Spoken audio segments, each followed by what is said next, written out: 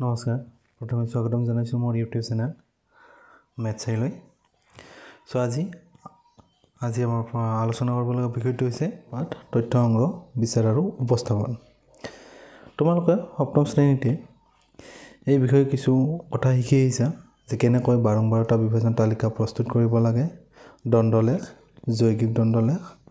খণ্ড দণ্ডলেখ এইবোৰ অংকন কৰিব কেনেকৈ লাগে এইবোৰ শিকি আহিছা আজি এই পাঠটোত আমি কি শিকিম যে অশ্ৰেণীভুক্ত আৰু শ্ৰেণীভুক্ত বাৰম্বাৰতা বিভাজন তালিকানো আমি কেনেকৈ কৰিব লাগে লগতে স্তম্ভলেখ কেনেকৈ অংকন কৰিব লাগে পাই চিত্ৰ কেনেকৈ অংকন কৰিব লাগে আৰু লগতে কিছু সম্ভাৱিতাৰ আমি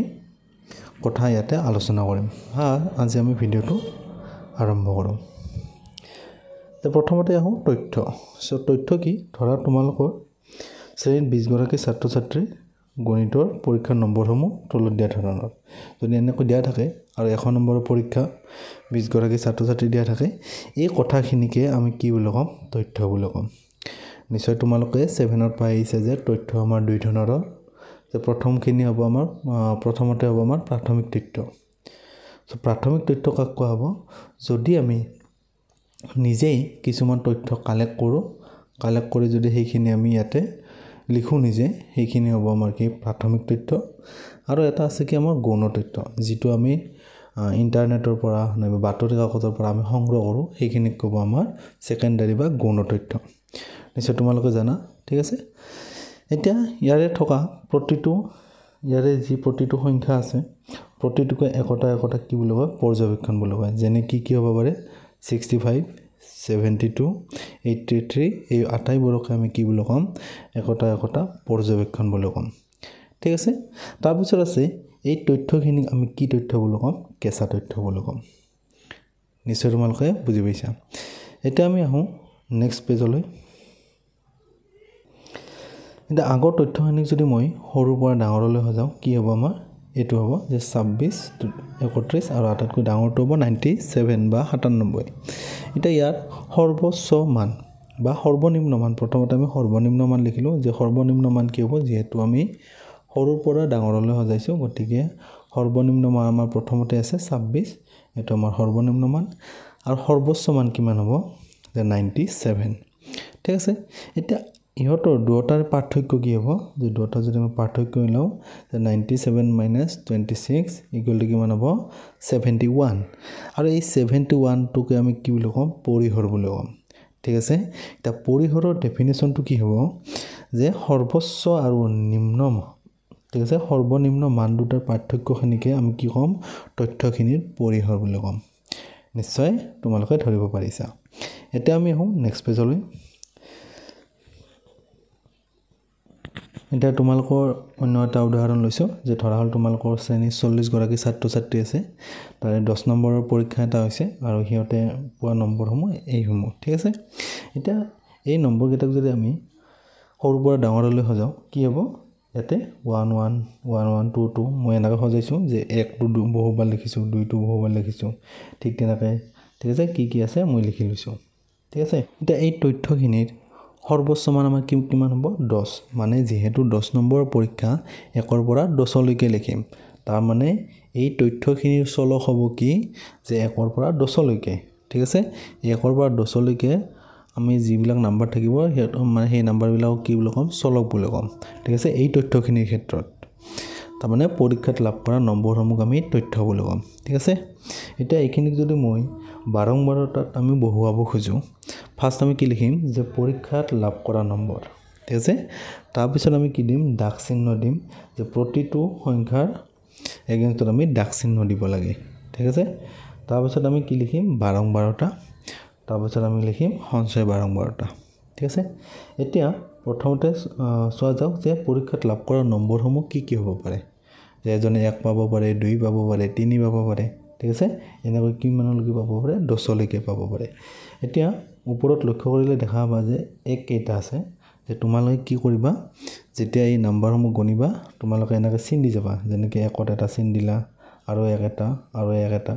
গতিকে 1 আমি কেইটা পালোঁ 3টা পালোঁ ঠিক আছে সো 3ৰ এগেইনষ্টত দাগ চিহ্নত আমি ঠিক আছে 1ৰ সিধে আমি দাগ চিহ্নত কেইটা চিন দিম 3টা দিম এটা দুটা 3টা ঠিক আছে গতিকে যেহেতু আমি 1 3টা পাইছো দাগ চিহ্ন আমি 3টা দিছো আৰু গতিকে 12টা হ'ব আমাৰ 3 ঠিক আছে এতিয়া আমি আহো যে 2 কেইটা আছে সো 2 ক্ষেত্ৰত তোমালোকে বেলেগ চিন দিবা ধৰা মই এটা ক্ৰছ চিন দিছো 2 দুটা 3টা ঠিক আছে 2 3টা পালো গতিকে তাৰ এগেইনষ্টত আমি 3 ডাল আজ দিব লাগিব এগেইনষ্টত আমি 3 ডাল আজ দিম 1 2 3 গতিকে 12টা হ'ব 3 নিশ্চয় তোমালোকে ধৰিব পাৰিছা ঠিক তেনেকৈ 3 ৰ ক্ষেত্ৰত 3 কেইটা আছে তোমালোকে চিন দি দিলা এটা দুটা 3টা গতিকে 3 ৰ এগেইনষ্টত আমি দাগ চিহ্ন দিম 1 2 3 আৰু 12টা হ'ব 3 এটা 4 কেইটা আছে আমি চাম যে 4 এটা আছে দুটা 3টা 4টা 5টা 6টা ঠিক আছে গতিকে আমি দাগ চিহ্ন দিয়াতে ইয়াতে চাব লাগিব যে আমি একৰ পৰা 4 লৈকে আমি 4 ডাল চিন দি যাম ঠিক আছে আৰু 5 নম্বৰ ডাল আমি কি কৰিম এনেকৈ কাটি দিম ঠিক আছে তাৰপিছত আৰু 6 নম্বৰ ডাল সাইডত দি দিম ঠিক আছে এইখিনি নিশ্চয় বুজি পাইছা গতিকে 4 ৰ 12টা হ'ব আমাৰ 6 ঠিক তেনেকৈ 5 কেইটা আছে সো 5 বোৰ আমি এনেকৈ গণি চাম 1 2 3 4 5 ঠিক আছে 5টা আছে গতিকে আমি কি কৰিম দাগ চিহ্ন দিয়াতে 1 2 3 4 আৰু 5 নম্বৰ ডাল আমি কাটি দিম ঠিক আছে গতিকে 12টা হ'ব আমাৰ 5 ঠিক তেনেকৈ বাকিবোৰ আমি চিন দি আমি ইয়াতে 12টা হ'ব দাগ চিহ্ন দি যাম ঠিক আছে সো এইখিনি মই অলপ স্পিড কৰি দিছো